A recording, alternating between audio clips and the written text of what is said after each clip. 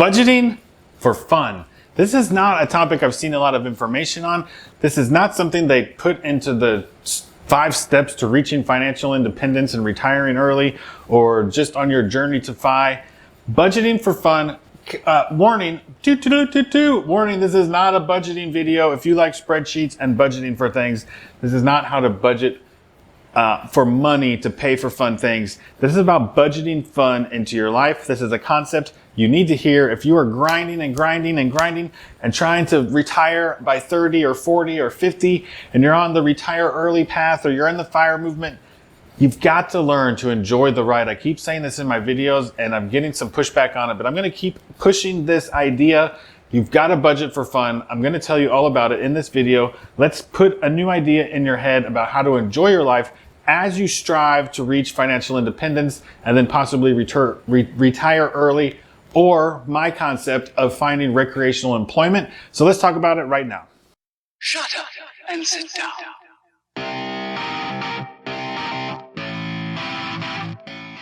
Why on earth would I want to make a video about budgeting for fun when it's not about how to create a budget to go on vacation, with just this concept of creating a space in your life to have fun when you're on the FIRE journey? Well, my friends, the main reason is because this is my second time down the FIRE journey path. The first time I spun out of control, went off the road, into the ditch, burned out, up in flames, and went broke. And you know what I did that whole time? I just grinded and I grinded and I grinded until I grinded, and then the market changed and I had nothing. I went broke. The bank foreclosed on my house and 2 of my other properties, and I had no money and I had nothing. And so all those years, I won't say they're wasted, but boy, I wish I would have done a few more fun things in there. So just don't think you're going to just grind away for 3 years or 5 years or 10 years and you're going to hit financial independence and you're going to retire and you're going to just live for the next 50 years in bliss on the beach with a fruity cocktail in your hand. Because that's not how it works, my friend. It could work that way, and if it does for you, kudos to you. But because I went broke going down this path once, and I look back, I don't have regrets on what happened, but I just think I could have done a better job enjoying my life more on the way to get to what I thought was the final destination. Besides budgeting for fun, one other thing you can do that I've heard a few other people talk about this, but it will really make your life just seem a little bit better, is to smash the like button down there. And if you haven't subscribed to the channel, please consider subscribing. You know, those things do help the algorithm, and it pushes this out to more people so that I can give more people these great messages. So here I am on my second attempt at the financial independence, retire early, recreational employment path. And one thing I learned was that I was my own guru. Everything I've done it this time, I've reached financial independence. I've basically retired early, except what I did was I found recreational employment. But you know what I found out? I was my own guru. All of the skills and things that I learned to make it successful this time, I learned from myself. I learned from my mistakes. I learned from my successes. I was able to do it faster. I was able to be more efficient. I still didn't do it overnight. It's not, the path to financial independence is not a get rich quick program. It's not a get rich quick scheme. And if you're watching those videos, you're just wasting your time, like going down the wrong rabbit hole, because it takes time. I bought one piece of real estate every year, and in 5 years, I had reached financial independence. And after a couple more years of continuing to buy real estate and continuing to work after I reached financial independence, my wife and I both still worked, and we kept building up the space between what our bills are and what our income is. And I want it to be almost double. I want to have double the income of my bills. I feel like too many people in the FIRE movement are just trying to cover their bills, pull the ripcord, and escape the horrible working environment that they've been in for the past 5 years because they're only 25 or 30 years old. And I'm telling you from experience, if you put a bigger buffer in there, if you strive for the fat FIRE or whatever you want to call it, and you have a bigger buffer, your retirement is going to be a lot more fun. I could spin the camera around and show you out these windows, but I live on a Caribbean island now. And I didn't come here expecting to retire. I came here expecting to get recreational employment, which I haven't really made the money that I thought I was going to make here. Not yet anyway. I'm still working on it. And it's taken me 2 years to get to where I'm just now getting a foothold in the market here, selling real estate. And now we have 5 listings and I've sold 2 or 3 properties. So I'm starting to make a little bit of money now, but it took me 2 years to get to this point on this island, mainly because I'm not grinding away. It's recreational employment. I want to do a good job and I want to serve my clients well. But I'm not just beating the streets 20 hours a day like I did when I was a new agent. So I'm getting to the point where the money's starting to come in now. But the point is, with the financial independence, I moved somewhere twice as expensive as where I was living in Florida. But because I have the buffer, I can afford to live here without making any money.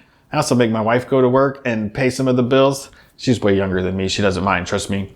But the financial independence gives you the ability to move to a Caribbean island, to take a gap year, to take a year off, to do all these things that you need to figure out how to budget for the fun. I was getting a little bit off track there, so I tried to bring that back around. See what I did there? I brought it back around to the budgeting for fun concept of what I wanted this video to be about. You see, I think the reason that a lot of people don't do the budgeting for fun part, they're just grinding and grinding. They're trying to get to the FIRE goal post as fast as they can. They think that you have to FIRE before everybody else or you're going to make it before all your friends no matter what. Trust me, all my friends are still wondering, how the hell is Jeff living on a Caribbean island? And what does he do for work? How does he have income? So trust me, you're going to get there fast enough. It's going to be earlier. You know, if I wouldn't have went broke, I'm 40, I'm in my late 40s right now, and I was 31 when I went broke. And I had to start over. It took me 2 or 3 years to just regroup my mind and get my head to a place where I could get back into the game. So I started over maybe at 35, 36 years old, and I hit FIRE by 41, probably somewhere around that area. So if I would have not gone broke, here's the point that I'm trying to make. If I would have not gone broke at 31, I'd have had financial independence by 35, and I could have retired probably by 39 and beat that 40 milestone that a lot of people want to retire before 40. But being in my late 40s now, I still don't want to be retired. Like I say, I live on a Caribbean island and I don't want to just lay on the beach every day. I want to fill my days with productive activities. I still want to create some income and create a little bit more wealth for myself so that in my 50s and my 60s and my 70s, I don't have to worry about money. So my point is, if you can learn to enjoy yourself along the way, take a month off. Especially once you hit to financial independence, don't just get out of the game. Take a month off, take a year off, move to a Caribbean island, take the vacations along the way. You know, I said this in a previous video that, you know, ever since, from we were broke to when we hit financial independence, my wife is from Spain and we go to see her parents in Spain every other year. And on the other year that we didn't go to Spain, we go on another trip out of the country. And, you know, those trips cost $2,000 or $3,000 usually, maybe a little more sometimes. And we do it pretty frugally. You know, we've been to Peru, we've been to Paris, we've been to Spain. We've been to we've been to Morocco, we've been to a lot of cool places. But those things, just like, you have to give your mind a break and you have to enjoy the road, because like, you could be like me, you could go broke along the way. So take it from somebody who's on their second journey of FIRE to reach recreational employment, that lives on a Caribbean island. That I've always lived somewhere pretty cool. I lived at a ski resort in Florida and Montana, not in Florida. The ski resort wasn't in Florida. I lived at a ski resort in Montana. I lived at the beach in Florida. I've lived in a lot of cool areas. You know, I've always, tried to style my life so that I don't need a vacation from my life.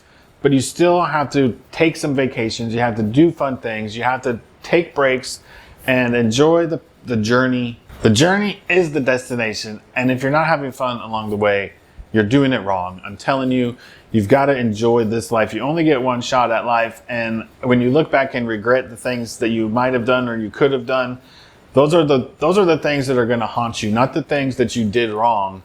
Going broke doesn't haunt me. If I would have not moved to this Caribbean island, if I wouldn't have moved to Montana, all the things that I did, whether they were right or wrong, I don't regret any bad decisions I've made. And I try to always look at my decisions as, will I regret more if I do this or if I don't do it? So, I probably pulled the ripcord too early leaving Florida. I walked away from my real estate business there. I was making good money to come to a place where I thought I was going to make money. But I was wrong. It took me over a year into my second year before I made any money here. So the best laid plans can just not work out the way you think they are. So thanks for watching. I hope you got something out of this. Again, hit the like button if you did like the video, and consider subscribing, because the more you support me, the more I can continue making this content for you. Thanks, and we'll see you in the next video.